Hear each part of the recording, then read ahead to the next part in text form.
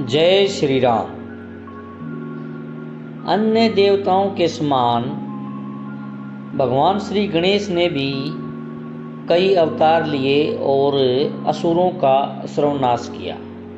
उनमें से पहला अवतार है वक्रतुंड।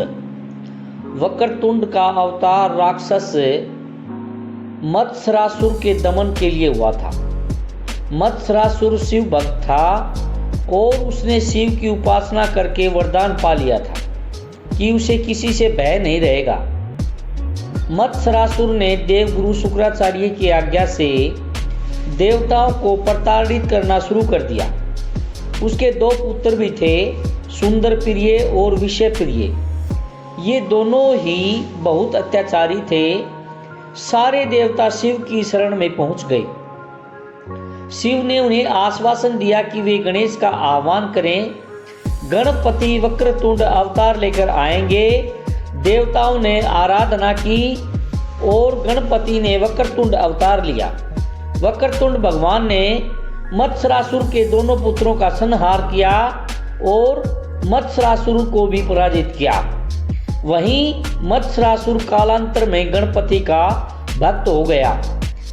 इसके बाद नंबर 2 अवतार आता है एकदंत। महर्षि च्यवन ने अपने तपोबल से मद की रचना की। वह च्यवन का पुत्र कहलाया। मद ने दैत्यों के गुरु शुक्राचार्य से दीक्षा ली। शुक्राचार्य ने उसे हर तरह की विद्या में निपुण बनाया। शिक्षा होने पर उसने देवताओं का विरोध शुरू कर दिया। सारे देवता उससे प्रताड़ित रहने लगे। मद इतना शक्तिशाली हो चुका था कि उसने भगवान शिव को भी पराजित कर दिया था। सारे देवताओं ने मिलकर गणपति की आराधना की। तब भगवान गणेश एकदंत रूप में प्रकट हुए।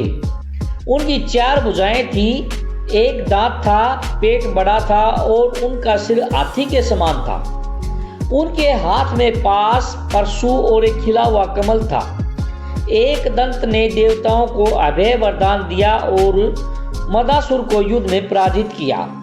इसके बाद नंबर 3 अवतार आता है महोदर। जब कार्तिकेय ने तारकासुर का वध किया तो दैत्य गुरु शुक्राचार्य ने मोहासुर नाम के दैत्य को संस्कार देकर देवताओं के खिलाफ खड़ा कर दिया। मोहासुर से मुक्ति के लिए देवताओं ने गणेश की उपासना की। तब गणेश ने महोदर अवतार लिया। महोदर का उदर यानी पेट बहुत बड़ा था। वे मूषक पर सवार होकर मोहासुर के नगर में पहुंचे तो मोहासुर ने बिना युद्ध किए ही गणपति को अपना इष्ट देवता बना लिया। इसके बाद नंबर 4 आता है गजानन। एक बार धनराज कुबेर भगवान शिव पार्वती के दर्शन के लिए कैलाश पर्वत पर पहुंचा। वहां पार्वती को देख कुबेर के मन में काम प्रधान लोभ जागा। उसी लोभ से लाभासुर का जन्म हुआ। वह शुक्राचार्य की शरण में गया और उसने शुक्राचार्य के आदेश पर शिव की उपासना शुरू की। शिव लोभासुर से प्रसन्न हो गए। उन्होंने उसे सबसे निर्भय होने का वरदान दिया। इसके बाद लोभासुर ने सारे लोगों पर कब्जा कर लिया और खुद शिव को भी उसके लिए कैलाश को त्यागना पड़ा। तब देवगुरु ने सारे देवताओं को गणेश की उपासना करने की सलाह दी। गणेश ने गजानन रूप में दर्शन दिए और देवताओं को वरदान दिया कि मैं लोभासुर को पराजित करूंगा। गणेश ने लोभासुर को युद्ध के लिए संदेश भेजा। शुक्राचार्य की सलाह पर लोभासुर ने बिना युद्ध किए ही अपनी पराजय स्वीकार कर ली। इसके बाद आता है नंबर 5 लंबोदर। समुद्र मंथन के समय भगवान विष्णु ने जब मोहिनी रूप धरा तो शिव उन पर मोहित हो गए। उनका शुक्र स्खलित हुआ जिससे काले रंग के दैत्य की उत्पत्ति हुई। इस दैत्य का नाम क्रोधासुर था। क्रोधासुर ने सूर्य की उपासना करके उनसे ब्रह्मांड विजय का वरदान ले लिया। क्रोधासुर के इस वरदान के कारण सारे देवता भयभीत हो गए। वो युद्ध करने निकल पड़ा। तब गणपति ने लंबोदर रूप धर के उसे रोक लिया। क्रोधासुर को समझाया और उसे ये आभास दिलाया कि वो संसार में कभी अजय योद्धा नहीं हो सकता। क्रोधासुर ने अपना विजय अभियान रोक दिया और सब छोड़कर पाताल लोक में चला गया। इसके बाद आता है नंबर 6 अवतार विकट। भगवान विष्णु ने जलंधर के विनाश के लिए उसकी पत्नी वृंदा का अस्तित्व भंग किया। उससे एक दैत्य उत्पन्न हुआ, उसका नाम था कामासुर। कामासुर ने शिव की आराधना करके त्रिलोक विजय का वरदान पा लिया। इसके बाद उसने अन्य दैत्यों की तरह ही देवताओं पर अत्याचार करने शुरू कर दिए। तब सारे देवताओं ने भगवान गणेश का ध्यान किया। तब भगवान गणपति ने विकट रूप में अवतार लिया। विकट रूप में भगवान मोर पर विराजित होकर अवतरित हुए।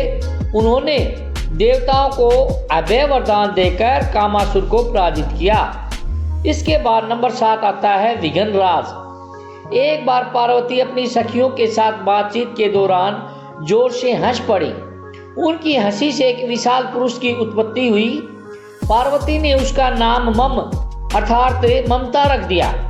वह माता पार्वती से मिलने के बाद वन में तप के लिए चला गया। वहीं उसकी मुलाकात शंबरासुर से हुई। शंबरासुर ने उसे कई आसुरी शक्तियां सिखा दी। उसने मम को गणेश की उपासना करने को कहा। मम ने गणपति को प्रसन्न कर ब्रह्मांड का राज मांग लिया।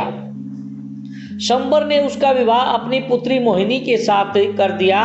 शुक्राचार्य ने मम के तप के बारे में सुना तो उसे दैत्य राज के पद पर विभूषित कर दिया।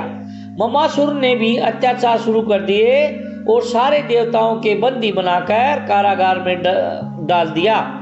तब देवताओं ने गणेश जी की आराधना की और सारे असुरों का नाश किया। इसके बाद आता है नंबर 8 अवतार धूम्रवर्ण। एक बार भगवान ब्रह्मा ने सूर्य देव को कर्म राज्य का स्वामी नियुक्त कर दिया। राजा बनते ही सूर्य को अभिमान हो गया।